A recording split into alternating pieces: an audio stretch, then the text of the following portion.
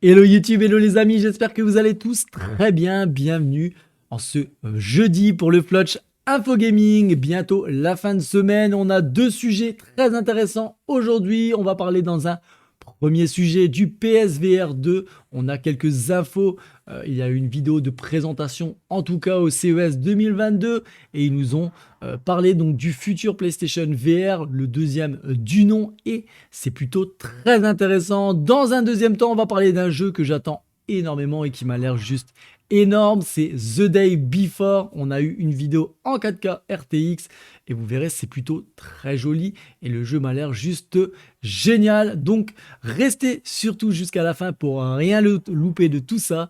Je vous parle de tout ça juste après l'intro les amis. Allez, let's go, c'est parti.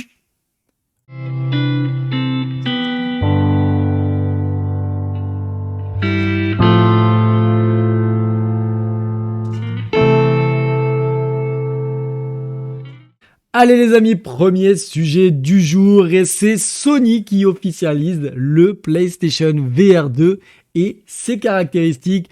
En tout cas, Sony est venu au CES 2022 pour reparler de la VR et confirmer au passage plusieurs choses à propos du PlayStation VR 2, dont par exemple son nom qui est bien celui que l'on attendait, donc le PlayStation VR 2. On a eu également quelques infos supplémentaires, même si tout n'a pas été dévoilé. Dans un premier temps, au niveau du confort, en tout cas, c'est ce qui est promis, c'est un gain de confort total. En tout cas, l'un des problèmes récurrents de la première PlayStation VR était le nombre de câbles nécessaires et c'était franchement par moments assez désagréable. En tout cas, bonne nouvelle car le PlayStation VR 2 n'aura ni boîtier ni câble supplémentaire puisque l'on nous promet que l'unique connectique utile et nécessaire sera un câble USB type C qui ira directement du casque à la console PS5. Il n'y aura pas de caméra à brancher au niveau de la console non plus. Au niveau du casque lui-même, impossible de se faire une idée de confort puisque l'on ne connaît ni son design ni son poids, mais on sait au moins qu'il sera possible d'ajuster la distance entre les deux lentilles.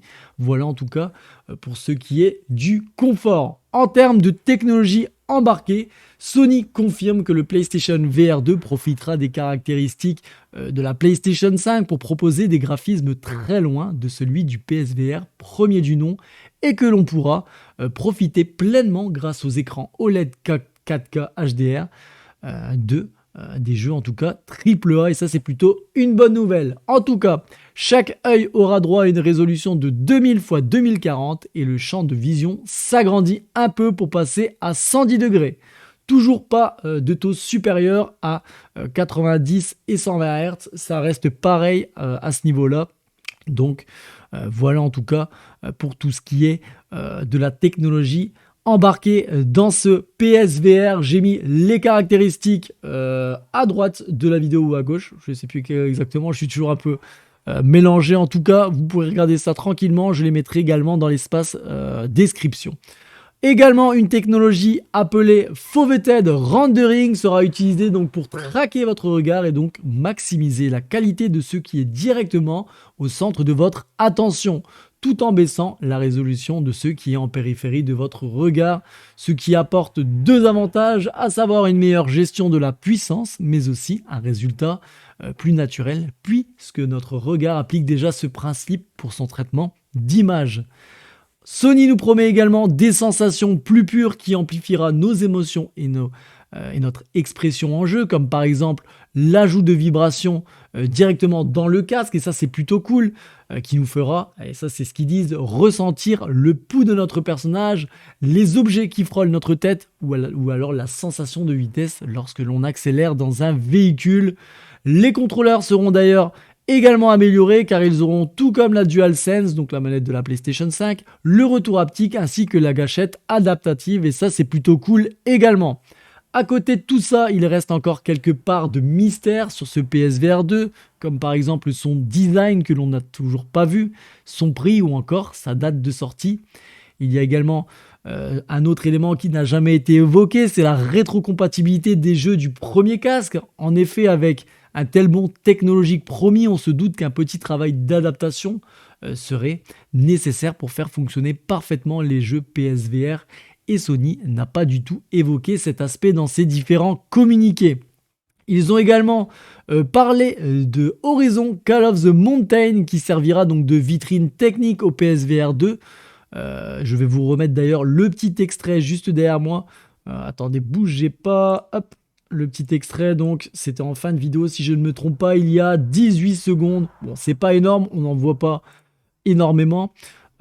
Et on peut apercevoir donc quelques images dans cette fin de vidéo. Et c'est difficile d'avoir un aperçu parce qu'on n'a que 18 secondes de jeu. Mais en tout cas, on nous confirme que la voix féminine utilisée par notre personnage n'est pas celle d'Aloy, mais que cette dernière apparaîtra bien dans le jeu, tout comme d'autres personnages connus de cet univers. Cette héroïne est un personnage inédit, mais que l'on découvrira bientôt. Cela veut dire que Guerrilla pourrait en dire plus via un autre teaser ou un article sur le blog PlayStation dans les prochaines semaines. En tout cas, c'est à suivre. Tout comme le PSVR, aucune date ou fenêtre de sortie n'a été évoquée pour ce Horizon Call of the Mountain qui sortira en exclusivité sur PSVR 2. En tout cas, voilà pour tout ce qui est en rapport avec ce PlayStation VR 2 qui a été officialisé. Ça y est, c'est fait, c'est noté, c'est officiel. Le PlayStation VR 2 sortira maintenant. On verra quand il sortira. Pas de date actuellement, ni pour le PSVR 2, ni pour le jeu Horizon Call of the Mountain, mais en tout cas ça a l'air plutôt très séduisant ce nouveau casque, c'est plutôt très intéressant. Les caractéristiques en haut de la vidéo à gauche, je les mettrai également dans la description pour que vous puissiez aller les voir tranquillement à votre aise. Mais en tout cas, dites-moi dans l'espace commentaire ce que vous pensez de ce PSVR déjà premier du nom. Est-ce que vous l'avez essayé, est-ce que vous l'avez acheté, qu'en avez-vous pensé? Moi j'y ai joué peut-être quelques minutes, quelques heures. Je vais vous le dire sincèrement, j'ai eu beaucoup de nausées, j'ai du mal avec la réalité virtuelle, malheureusement, parce que c'est quelque chose que j'aimerais vraiment pouvoir profiter. J'avais testé à l'époque Resident Evil 7, si je ne me trompe pas, et je peux vous assurer que j'avais vraiment flippé, mais malheureusement, comme je l'ai dit, j'avais quelques nausées, c'était pas très agréable. En tout cas, j'espère que ce PlayStation VR 2 pourra me permettre de l'essayer dans de meilleures conditions, on verra, mais en tout cas ce qu'il embarque c'est plutôt très intéressant. Dites-moi ce que vous en pensez dans l'espace commentaire les amis, votre avis est toujours très précieux, j'aime bien lire vos amis et vos avis plutôt, et c'est vraiment toujours très constructif, donc n'hésitez pas, allez-y, c'est fait pour ça, l'espace commentaire les amis. On va continuer donc et terminer d'ailleurs le Flutch Info Gaming avec un jeu que j'attends beaucoup et ça s'appelle The Day Before. C'est un jeu que j'avais vu quelques extraits de trailer récemment, ou il y a quelques mois je pense. En tout cas, on a droit à un somptueux trailer en 4K sous RTX pour ce jeu qui sera un jeu en mi-chemin entre The Division et The Last of Us. En tout cas, le jeu est sorti de nulle part et The Day Before donc s'est construit une solide réputation en finalement peu de temps. Ce jeu de survie orienté multijoueur et zombie officialise aujourd'hui son partenariat avec la technologie RTX Nvidia, développé par le studio Siberian Fnastatic, FN-Tastic, je ne sais pas si je le dis bien, FN-Tastic, bon, bref. En tout cas, Day Before est un jeu de survie à la troisième personne, misant essentiellement sur la survie au sein d'un gigantesque monde ouvert post-apocalyptique. On pourra ainsi s'atteler à l'exploration des grandes mégalopoles américaines et de leurs campagnes à plusieurs, avec même la possibilité de construire de véritables colonies, instaurer des marchés pour collecter ou vendre du butin et personnaliser en profondeur son équipement. Le jeu m'a l'air plutôt vraiment cool à ce niveau-là et on aura pas mal de choses à faire. En tout cas, c'est ce qui est promis. Les raids seront également de la partie ainsi que du PVP pour une tension que nous annonce très constante. Pour parfaire ses graphismes sur PC, The Day Before vient donc d'officialiser son partenariat avec Nvidia pour la prise en charge du RTX. D'ailleurs, je vais vous remettre le petit extrait juste avant qui nous montre vraiment le RTX en tout cas, et qui est plutôt sympa aussi au passage. Pour rappel, donc le RTX c'est quoi pour ceux qui ne savent pas trop? C'est la gestion de la lumière ultra réaliste en temps réel, que ce soit dans sa volumétrie, ses reflets sur les surfaces ou la reproduction des ombres. Bien sûr, qui dit RTX, il faudra une machine de guerre pour en profiter un maximum et sans encombre. Je pense pas qu'avec mon PC je le ferai tourner comme ça, mais en tout cas peut-être sur les versions PS5 et Xbox Series qui sont prévues mais pas encore. On n'a pas encore davantage de nouvelles en tout cas pour ces versions là. Donc on peut donc profiter donc avec à peu près une minute de vidéo explosive juste derrière moi, ce joli gameplay, explorant au passage certains environnements grandiloquents comme un simili Manhattan, une vaste forêt ou l'intérieur d'un centre commercial. En tout cas, pour les impatients comme moi, la version PC de The Day Before est prévue pour le 21 juin 2022, donc notez la date. J'essaierai de le faire tourner sur mon PC, mais j'ai un peu peur que ça galère. Sinon, je l'attendrai donc sur les nouvelles consoles PS5 et Xbox Series si j'ai la chance de me procurer une PS5 d'ici là. Sinon, le jeu tournera sur ma petite Xbox Series S. On n'a pas plus de nouvelles par rapport à la date de sortie sur les consoles. En tout cas, le temps nous le dira. Mais dites-moi ce que vous pensez de ce jeu qui m'a l'air juste énorme. Bon, c'est connu, c'est assez connu, hein, les jeux de survie, il y en a à foison, mais je trouve quand même que ça m'a l'air très très bon et plutôt prometteur. Je l'attends avec beaucoup d'impatience, à voir maintenant si ils arrivent à faire quelque chose qui sort un peu de l'ordinaire et qui est vraiment cool et qui peut se jouer même à plusieurs. En tout cas, je l'attends comme je l'ai dit avec beaucoup d'impatience, à voir maintenant ce que ça donnera.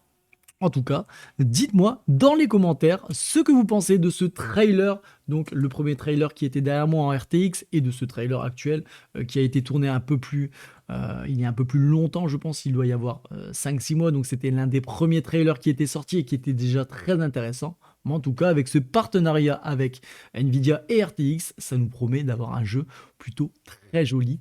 Donc à voir, le temps nous le dira. En tout cas, le 21 juin, notez cette date sur PC, les consoles next-gen, je le rappelle, on n'a toujours pas de date.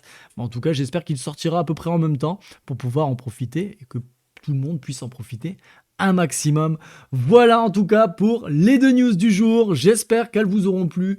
Dites-moi pour The Day Before ce que vous en pensez dans les commentaires. Je suis toujours curieux d'avoir votre avis. Je suis toujours content d'ailleurs de voir vos avis. Ça me fait vraiment plaisir de voir que vous jouez le jeu, que vous répondez aux questions que je vous pose. Et c'est plutôt très cool en tout cas.